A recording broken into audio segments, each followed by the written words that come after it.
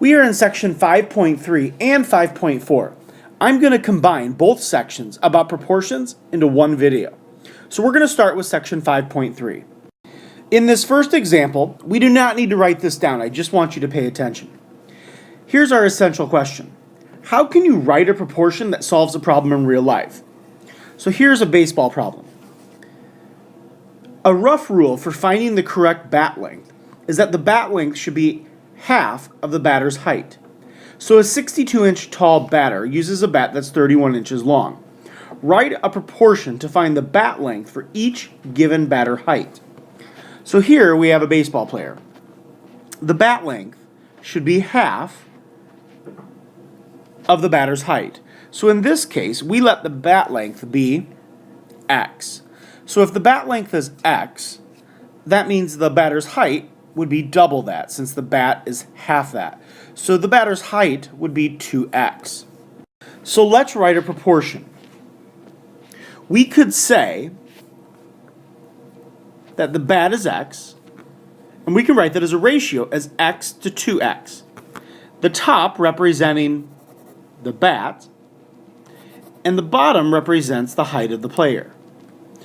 So we can simplify that though. Using our prior knowledge of simplifying ratios, we know that x divided by x, we would subtract the powers since they're the same base, so that just gives us 1. It cancels. So this simplifies into the ratio 1/2. So for A, if we just wrote a proportion, A, 1 to 2. So we could write 1/2 equals x over 58. Now remember, the top represents the bat, the bottom represents the batter's height. So x represents the bat length, which we don't know. 58 inches represents the height. So if we wrote B we could use the same ratio of 1/2 equals x over 60. C we could write as 1/2 equals x over 64. To review, a proportion is two equal ratios. One way to write a proportion is to use a table. So I have a table here. In this table, we are talking about the purchase and total costs of ringtones in dollars last month and this month.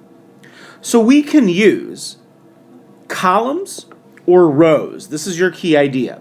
We can use columns or rows to write a proportion. So let's start with columns. I can take, for example, the column for last month and this month and set them equal. They should be the same.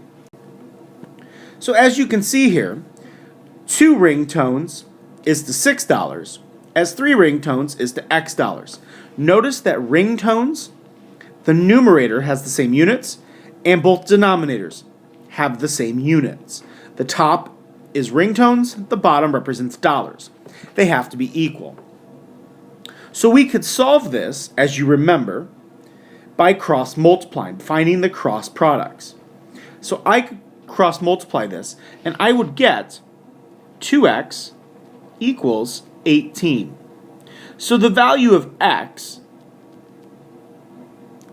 would be $9. So 3 ringtones would be $9. Now some people are like, well, Mr. Humphreys, if I know 2 ringtones is $6, I know 1 ringtone would be $3. If 1 ringtone is $3, 3 ringtones would be 9. That's mental math. You absolutely can do that still. Now, the other way is to use columns. Either way is acceptable, so I don't want you to think one way is better than the other. So we can use, I'm sorry, not columns, but rows. We can use rows. So columns or rows. Now I can put ringtones in the same ratio. So I could say 2 ringtones is to 3 ringtones, as $6 is to X dollars. Notice that the units are the same on each side of the proportion. But here's something that it does not tell you. If I, for example, use up here, if I do 2 ringtones over 3 ringtones, I can't say X dollars over 6. Because if I start with 2 ringtones, which was last month, then for dollars, I have to start the ratio of last month as well. Now, there are other ways to set up these proportions. You could have, for example, done this. $6 over 2 ringtones equals X dollars over 3. I reversed both ratios. It's going to be the same thing. Now, if I solve this one at the bottom, I cross multiply. 2 times x is 2x. 3 times 6 is 18. You'll notice that the equation you get is the same thing we had up here when we use columns.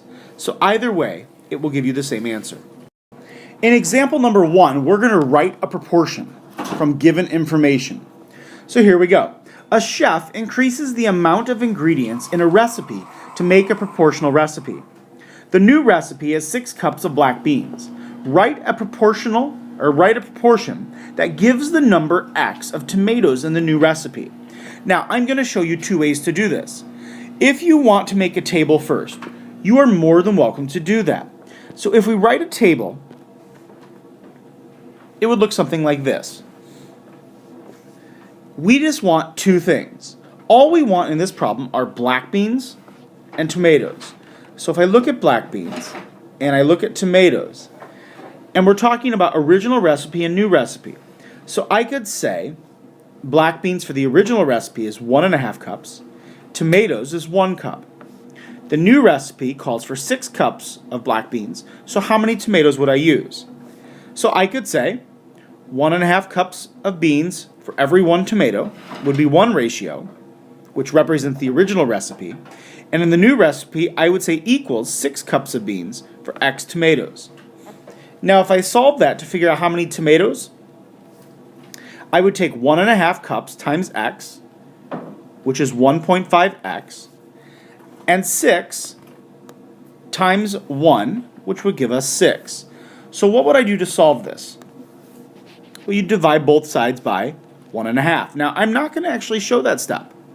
If you want to actually draw or divide by 1.5, you can do that. But we can start skipping steps when we solve one-step equations. So you can just take 6 divided by 1.5, which would give us how many tomatoes? 4 tomatoes. Now, you could have also solved this by just getting rid of this. So I don't want this now. You could have said this. The recipe calls for 6 cups of black beans, write a proportion.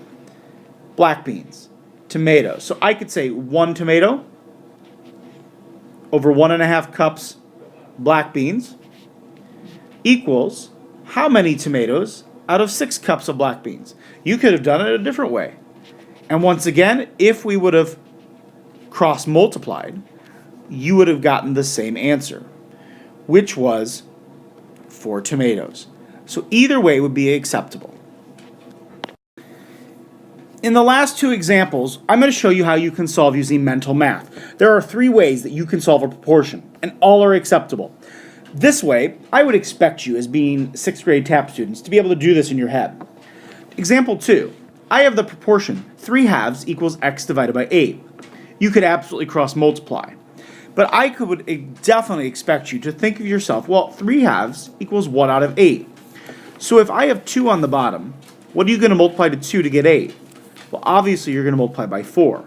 So the numerator would be 3 times 4, so the value of x would be 12.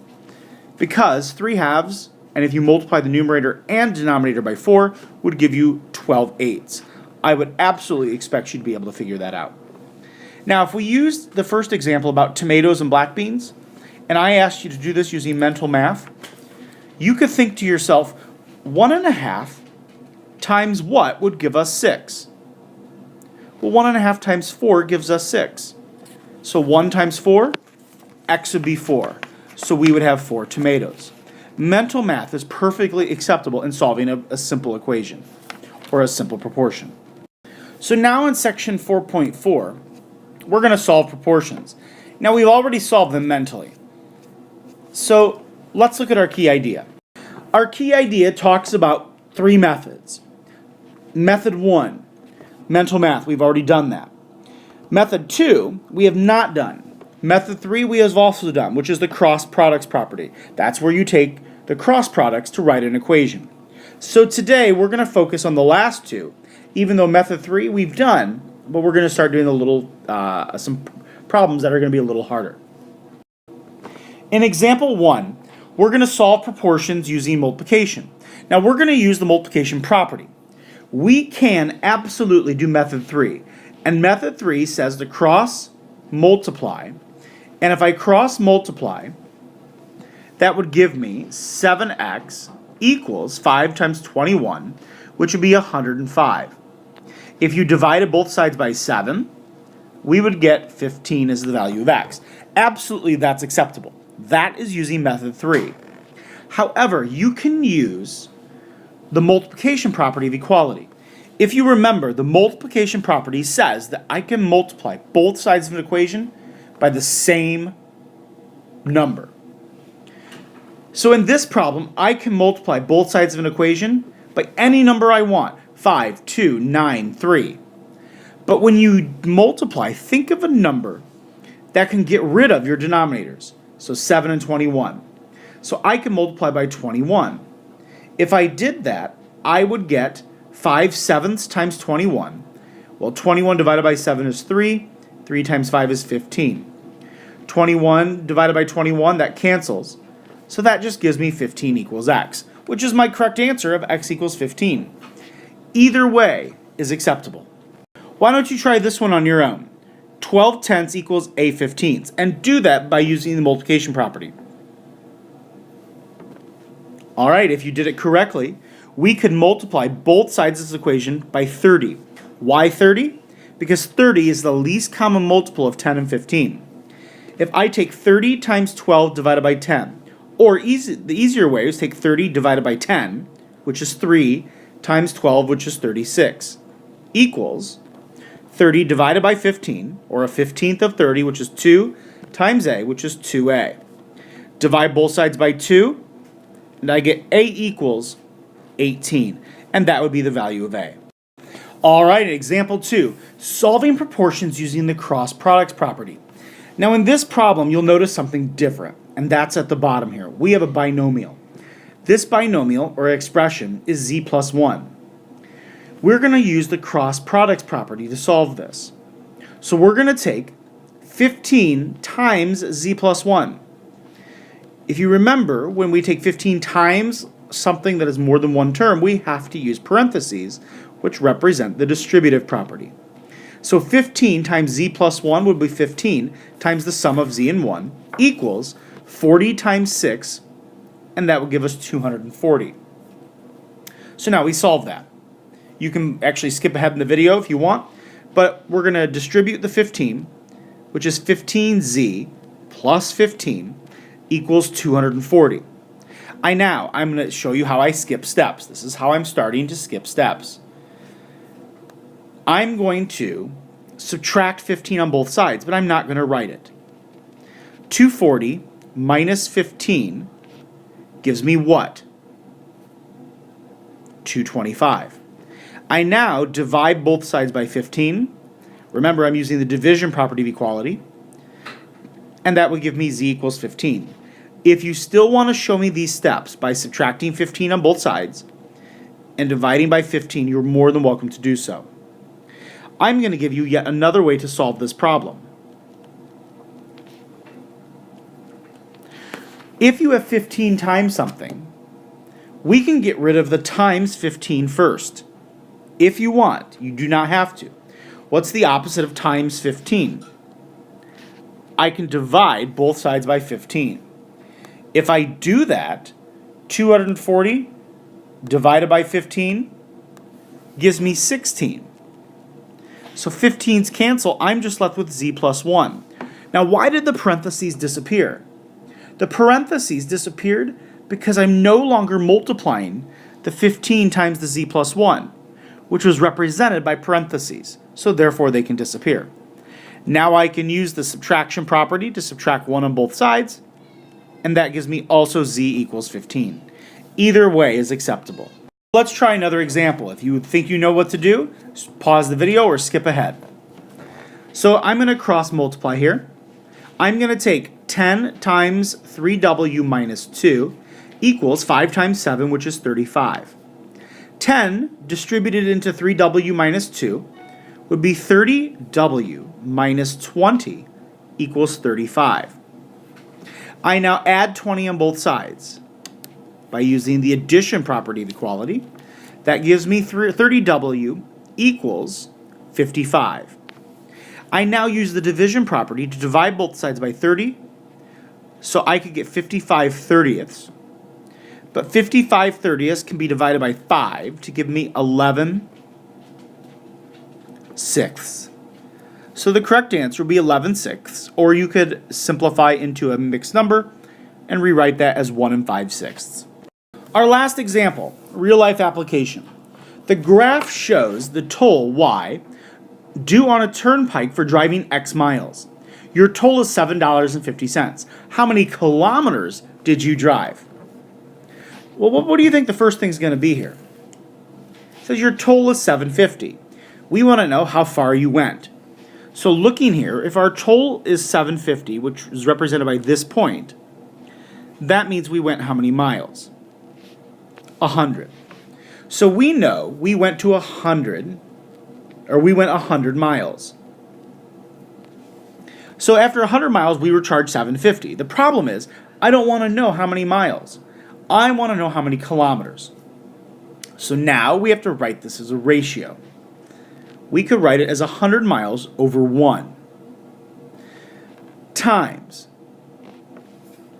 We're going to use something called dimensional analysis. That's where we convert from one unit to the next.